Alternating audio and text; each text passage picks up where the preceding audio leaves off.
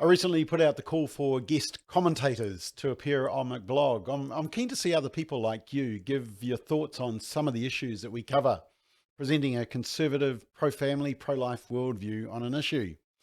And it doesn't have to be flashy or super technical in production. We're more interested in the content of what's being said. And here's our first one.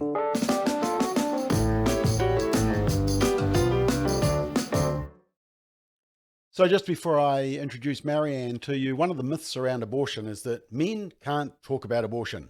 Until you've had an abortion or could get pregnant, then we don't want to hear from you. That's what the pro-abortionists say, unless of course it's a male voice that agrees with abortion and then, hey, go for it. But, saying that a male can't comment on abortion because a male can't get pregnant is it's a bit like saying I can't speak against the horrors of slavery because I don't own a slave. Or I can't speak up against prostitution and the exploitation of vulnerable women because I'm not a woman. It's a flawed and silly argument.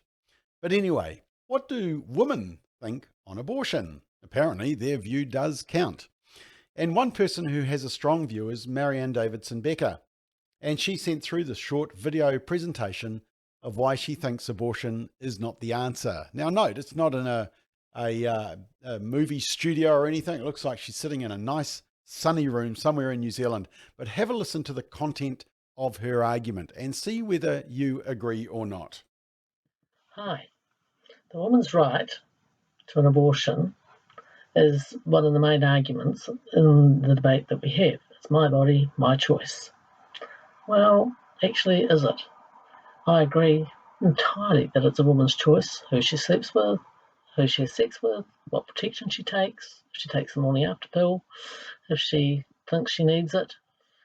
But once she's baby is within her womb, is it just her right? I think that actually, as a woman myself, having had children, that it's not just all about me. I had my choices, and there are consequences for choices in life. Everybody knows that. And in this case, there's now another life to consider. So is it fair on that life that it should be all about me and my body? When a woman gets pregnant, you never hear them say, I'm having a fetus, I'm having a fetus. They say, I'm having a baby. And I noticed in the select committee when we were debating this for the abortion law, that one of the politicians couldn't even say the word baby. She had to call it a fetus, and she couldn't say mother or woman. It's just ridiculous. I mean, what fairy tale land are you living in? The Western world is, 23% of the world's population, and yet we have these weird and wonderful ideas in the Western world that the rest of the world just looks on, and I think they must just laugh at us and think, you're nuts. No man can get pregnant. We know that. Biology tells us that. Anyway, going back to the baby. So the question is, once the baby's in there, does the baby have any rights? We were all in that position at one time. So we can't divide it off and say, well, that's a fetus over there and we're over here. No, we were all fetuses or babies once in our mother's womb. And it's meant to be the safest place in the world for a baby. However, it doesn't seem to be that way in New Zealand anymore. And is that okay? Is it okay for a woman to decide, I don't want to keep this baby? Now, there are genuine reasons. I had a miscarriage. I remember being in with a woman at the hospital, and she'd had a baby in her tubes, and they'd managed to save a life, and she was on the pill and then took antibiotics and got pregnant again, and the doctor said, look, we can't guarantee your life or the life of the baby. So she made the very difficult decision to have a medical abortion for the sake of our other two children and her husband. And she found that hard. And I walked down the corridor and I met a woman who's, one's on her 7th abortion as a means of birth control. Another woman was married and they hadn't bought everything they needed for the house. It just wasn't convenient, maybe in a year or so. And then there were other, genuine reasons about why people have abortions. But that's all about the woman. What about the baby? Are we all pleased that our mothers didn't just say, it's my body, my choice? Otherwise, we wouldn't be here today. And having a baby, doesn't matter what your circumstances are, usually will require sacrifice. And so the question is it my body, my choice? Well, no, I don't think it is just about that.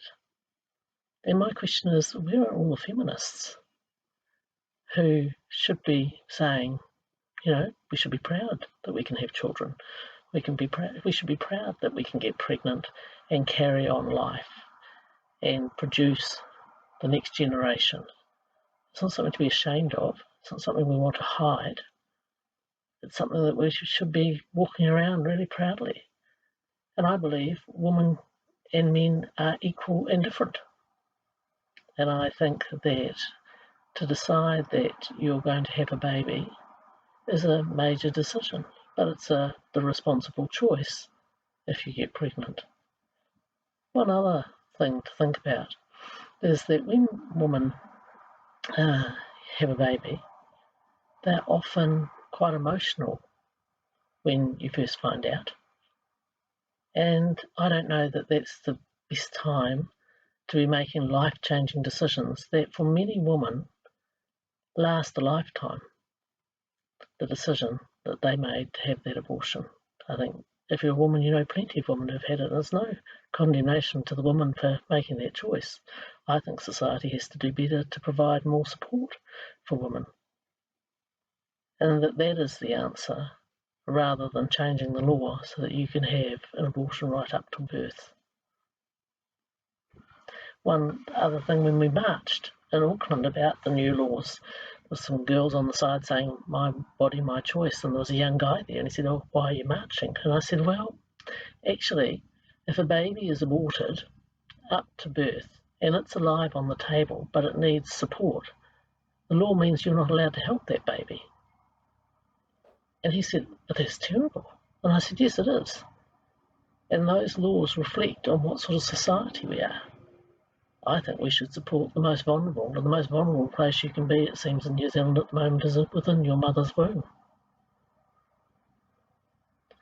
And I think there are definitely, what I'm talking about is where women have had a choice. I'm not talking about women who haven't had a choice.